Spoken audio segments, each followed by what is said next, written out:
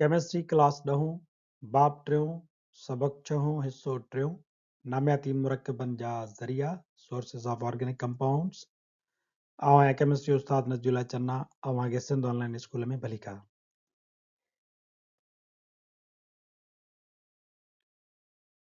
असांजे अॼु के लेक्चर जो मौजू आहे सोर्सेस ऑफ ऑर्गेनिक कंपाउंड्स में पढ़ंदासीं destructive distillation of call organic compounds जो एक ज़रियो असां कोल पढ़ियो हुयोसीं हाणे उन कोयले जी डिस्ट्रक्टिव डिस्टिलेशन पढ़ंदासीं त कोयले मां असांखे ॿियूं कहिड़ियूं कहिड़ियूं शयूं कहिड़ा कहिड़ा नामियाती मुरकब हासिल थियनि था destructive distillation of call The strong heating of coal in the absence of air is called destructive distillation.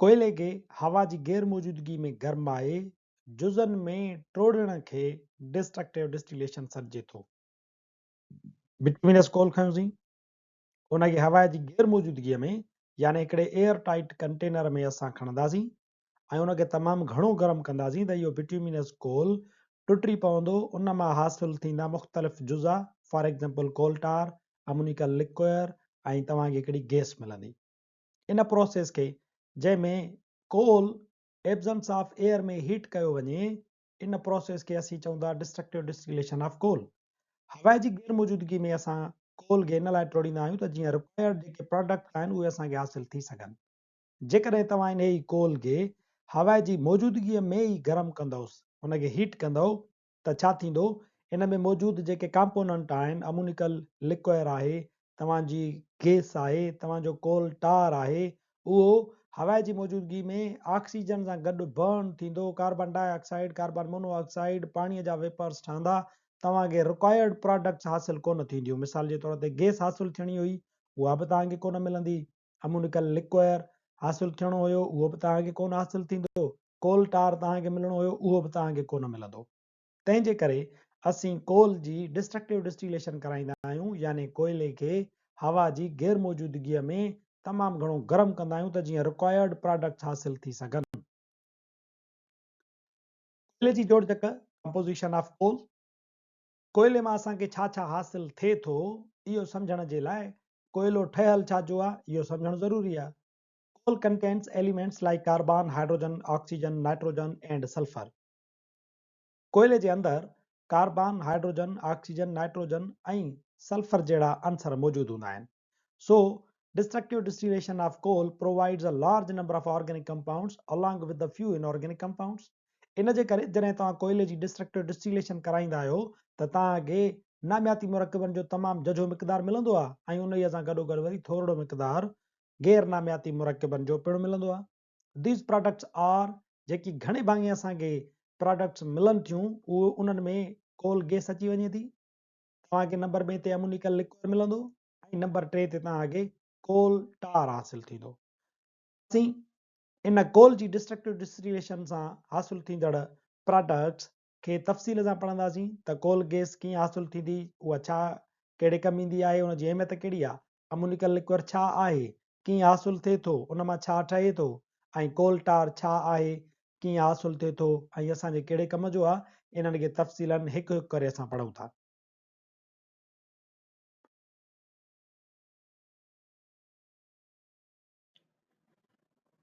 Number पहिरें ते आहे कोल गैस हिकिड़े क़िस्म जी गैसुनि जी मिलावट आहे हिन मंझि हाइड्रोजन गैस हूंदी आहे मीथेन हूंदी आहे ऐं कार्बन मोनोऑक्साइड हूंदी आहे हाणे ॾिसो त मीथेन ऐं हाइड्रोजन जेके आहिनि उहे ॿई कंबस्टेबल आहिनि हिन खे आम तौर ते अॻु ॿारण जे तौर ते जीअं नेचुरल गैस असां वटि इस्तेमालु थिए थी उनजी तरफ़ थियण खां अॻु कोल गैस खे ॿारियो वेंदो हो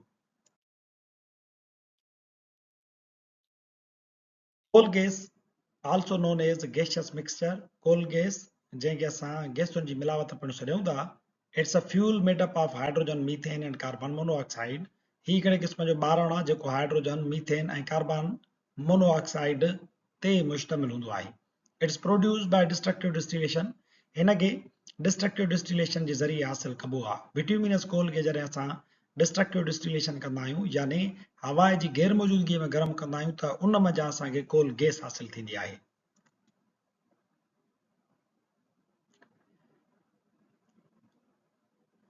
हिते तव्हांखे पाउडर्ड कोल नज़र ईंदो हूंदो। हाणे हिते इहो पाउडर्ड कोल जेको आहे उहो असां ॾिसो त हिन मां हवा कढी छॾी आहे। हिनखे हवा जी गैर मौजूदगीअ में गरम कंदासीं त इहो टुटंदो। इन प्रोसेस खे डिस्ट्रक्टिव डिस्टिलेशन चइजे थो। इहो जीअं टुटंदो त असांखे टे जेके प्रोडक्ट आहिनि उहे मिलंदियूं आहिनि। हिकिड़ो त कोल गैस मिलंदी, जंहिंजी असां मथे ॻाल्हि कईसीं त फ्यूल आहे, ऐं इहो लाइटिंग या शयूं हीट वग़ैरह जे लाइ ॿारण जे लाइ जीअं सुई गैस इस्तेमालु थिए थी उअं ई हिनखे इस्तेमालु कयो वेंदो हो। ही मीथेन, हाइड्रोजन ऐं कार्बन मोनोऑक्साइड जी मिलावट आहे। ॿियो असांखे वरी अमोनिया मिलंदी, जेका हेठि अची करे पाणीअ सां मिलंदी, रिएक्शन कंदी त अमोनिकल लिक्विड मिलंदो। ऐं टी प्रोडक्ट जेका आहे उहा असांखे कोल टार हासिल थींदी आहे।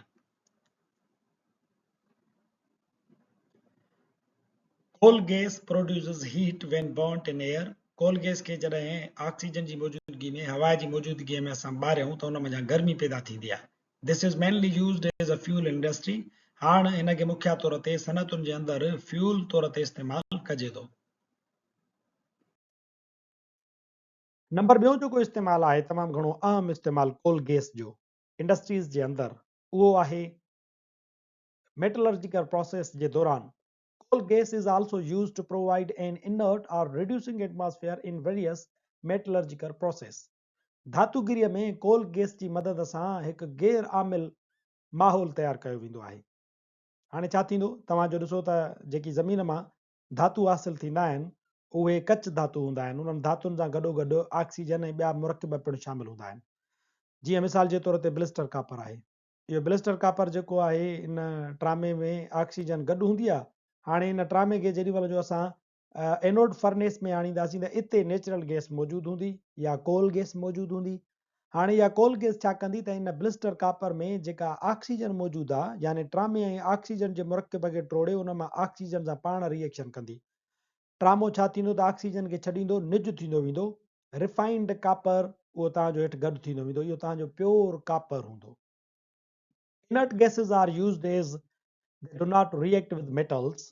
इनर्ट गैसूं जेके बि आहिनि, गैरामिल गैसूं, उहे इन जे लाइ इस्तेमालु कयूं वञनि थियूं धातुगिरीअ में, छो त उहे धातुनि सां कीमियाई अमल न आहिनि कंदियूं।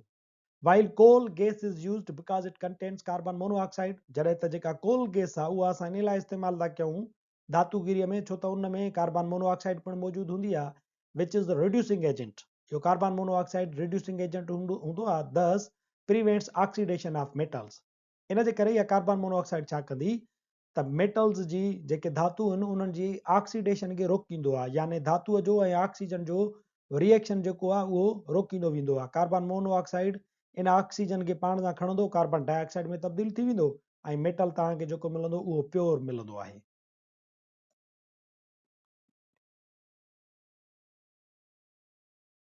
ॿी जेका असांखे प्रोडक्ट हासिल थिए थी बिट्यूमिनस कोल जे डिस्ट्रक्टिव डिस्टिलेशन में, उहो आहे ammoniacal liquor. It is a solution of ammonia gas in water. Ammoniacal liquor छा आहे? अमोनिया गैस पैदा थींदी आहे डिस्ट्रक्टिव डिस्टिलेशन जे दौरान। उहा पाणीअ में अंदरि ॻरंदी आहे, इन ॻार खे असां चऊं था अमोनिकल लिक्वर। बिट्यूमिनस कोल आहे, उनखे तव्हां तमामु घणो स्ट्रांगली हीट कयो, उन मां तव्हांखे जेके प्रोडक्ट्स मिलनि थियूं उन में कुझु हेठि पाणीअ में वयूं, हिकिड़ी तव्हांखे ॿाहिरि मिली। ॿाहिरि जेका मिले पई उहा हुई कोल गैस, जंहिंजे बारे में असां ॻाल्हायासीं। ॿी प्रोडक्ट जेका हिन मां हेठि पाणीअ में आई उहा आहे अमोनिया। हाणे इहा अमोनिया छा आहे, वञी करे इन पाणीअ सां जॾहिं मिली, अमोनिया गैस आहे, पाणीअ सां जॾहिं मिले थी त हिकिड़ो ॻार थो ठही पवे, जंहिंखे असां चऊं था अमोनिकल लिक्वर, अमोनिया वारो पाणियाठी ॻार। It is use to prepare nitrogenous fertilisers. Ammoniacal liquor मां असां नाइट्रोजनी भाण तयारु कंदा आहियूं। For example, when it is treated with sulphuric acid it produce ammonium sulphate fertiliser. मिसाल जे तौर ते इन अमोनिकल लिक्वर खे जॾहिं सल्फ्यूरिक एसिड सां असां मिलाईंदा आहियूं त अमोनियम सल्फेट ठाहींदो आहे, जेको हिकिड़े क़िस्म जो भाण आहे।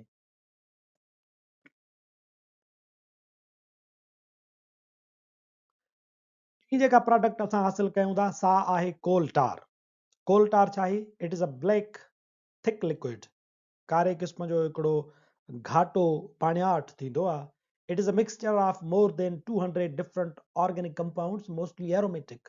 इहो कोल टार पाण जेको आहे उहो वरी 200 खां वधीक नामियाती मुरकबनि जी हिकिड़े क़िस्म जी मिलावट आहे, ऐं उन्हनि में तक़रीबन एरोमेटिक मुरकब हूंदा आहिनि। यानी एरोमेटिक मुरकब असां कंहिंखे था चऊं? बेंज़ोइड मुरकब। उन्हनि में हिकिड़े क़िस्म जी ख़ुशबू हूंदी आहे, उन्हनि जे अंदरि बेंज़ीन रिंग्स मौजूदु हूंदियूं आहिनि, यानी हिन कोल टार में 200 खां मथे असांखे एरोमेटिक कंपाउंड्स मिलंदा आहिनि. These compounds are separated by fractional distillation. इहो कोल टार वरी खयो वेंदो आहे, उनखे फ्रैक्शनल डिस्टिलेशन जे ज़रिए कोल टार खे 200 डिफरेंट ऑर्गेनिक कंपाउंड्स में टोड़ियो वेंदो आहे ऐं हर हिकु ऑर्गेनिक कंपाउंड अलॻि अलॻि इस्तेमाल में ईंदो आहे. Some of the important aromatic compounds are benzene, phenol, toluene, aniline, etc. कुझु जेके अहम एरोमेटिक मुरकब आहिनि उन्हनि में बेंजीन अची वञे थो, फिनोल अची वञे थो, टाल्यूइन आहे या एनिलीन आहे. इहो कोल टार साॻियो ई तव्हां हिनखे ॾिसो त हीअ तव्हांजो बिट्यूमिनस कोल आहे. हवा जी गैर मौजूदगी में इनखे असां स्ट्रांगली हीट कयूं था त हिनजी डिस्ट्रक्टिव डिस्टिलेशन थिए थी. इहो जेॾी महिल जो हेॾे आयो असांजे बीकर में हिकिड़ी प्रोडक्ट मथे वई, इहा कोल गैस आहे. ॿी प्रोडक्ट अमोनिया गैस निकिती जेका पाणी में मिली वई त अमोनिकल लिक्वर ठही पियो. ऐं टी गैस जेका तरे में वञी करे तव्हांखे मिले थी उहा आहे कोल टार, जेको हिकिड़ो घाटो कारो लिक्विड हूंदो आहे, तमामु घणो ॻरो, उहो तव्हांखे तरे तरे में हासिलु थींदो. हिन जे अंदरि 200 खां वधीक नामियाती मुरकबनि जी मिलावट हूंदी आहे ऐं इहो खणी हासिलु करे इन जी फ्रैक्शनल डिस्टिलेशन कराई वेंदी आहे. इन मां असांखे 200 खां वधीक नामियाती मुरकब मिलंदा आहिनि. Chemicals obtained from coal tar are used to synthesize drugs, dyes, explosives, paints, varnishes, plastics, synthetic fibers and pesticides. जेकी कीमियाई मुरकब असांखे कोल टार मां मिलनि था, जेकी बेंज़ोइड आहिनि, एरोमेटिक आहिनि, उन्हनि मंझां रंग, दवाऊं, बारूद, प्लास्टिक, गाह नास कंदड़ दवाऊं वग़ैरह तयारु कयूं वञनि थियूं. Besides these valuable chemicals, the black residue of the coal tar called pitch is obtained. हिननि अहम कीमियाई मुरकबनि खां अलावा हिकिड़ो ॿियो बि ब्लैक रेजिड्यू मिलंदो आहे कोल टार मां. ब्लैक रेजिड्यू हूंदो आख़िर में. कोल टार मां सभु मुरकब कढी वरिता त पोइ ते तव्हांखे पिच जेका आहे उहा ब्लैक रेजिड्यू मिलंदो. It is use for surfacing of roads and roofs. उहो रोडनि जे मथां तह विछाइण जे लाइ या छितिन जे मथां तह विछाइण जे लाइ कमु ईंदो आहे. या पिच जीअं डामर आहे, अहिड़े क़िस्म जो असांजे हिकिड़े क़िस्म जी मिलावट आहे, हिकिड़ी प्रोडक्ट आहे जेका असांखे हिननि कीमियाई मुरकबनि सां गॾु हासिलु थिए थी. टी प्रोडक्ट जेका आहे उहा कोक असांखे हासिलु थींदी आहे. कोक छा आहे? It is 98% carbon. कोक जेको आहे उहो असांजो 98% कार्बन हूंदो आहे. It is left behind residue of coal. Coal तव्हां जेको आहे साफ़ करे छॾियो, तव्हां उन मां सभु शयूं हासिलु करे छॾियूं. हाणे जेका पोइ ते शइ बची उहा तव्हांजी कोक आहे. When coal is subjected to destructive distillation, it loses all its volatile components and leaves behind a solid residue called coke. तव्हां छा कयो त बिट्यूमिनस कोल जी तव्हां डिस्ट्रक्टिव डिस्टिलेशन कराई, उन मां गैस बि निकिती, उन मां तव्हांजो अमोनिकल लिक्वर बि निकितो, उन मां तव्हांजो कोल टार बि निकितो, उन मां पिच बि तव्हां हासिलु करे वरिती. हाणे पोइ ते तव्हांखे हिकिड़े सख़्तु क़िस्म जी शइ मिलंदी, उनखे असां चऊं था Coke. It is mainly used as reducing agent in the extraction of metals, especially iron. इहो कोक जेको आहे कारे कलर जो असांखे हासिलु थिए थो, सख़्तु सॉलिड हूंदो आहे. इहो ख़ासि तौर ते रिड्यूसिंग एजेंट तौर ते इस्तेमालु कयो वेंदो आहे. ऐं तॾहिं जॾहिं तव्हां लोह खे ख़ासि तौर ते प्योरीफाई कंदा हुजो. जेॾी महिल जो लोह ज़मीन मां हासिलु कबो आहे त उनखे लाइम स्टोन सां गॾु ऐं कोक सां गॾु चिमनिन में विधो वेंदो आहे त उते अंदरि वञी करे कोक छा कंदो आहे, इन कच धातु जेको लोह आहे उन लोह सां गॾु ऑक्सीजन हूंदी आहे. उन ऑक्सीजन खे इहो कोक पाण खणी करे कीमियाई अमल करे वठंदो आहे त Coke carbon monoxide carbon dioxide में तब्दील थी वेंदी ऐं तव्हांखे आयरन जेको आहे प्योर फॉर्म में मिलंदो, मोल्टन फॉर्म में मिलंदो, रिजल, पर उहो प्योर हूंदो, उन सां गॾु ऑक्सीजन कोन हूंदी. असांजो अॼोको lecture destructive distillation of coal हिते पुॼाणीअ ते पहुचे थो. वरी हाज़िर थींदासीं नए लेक्चर सां गॾु. तेसीं ताईं ॾिसंदा रहो सिंध ऑनलाइन स्कूल.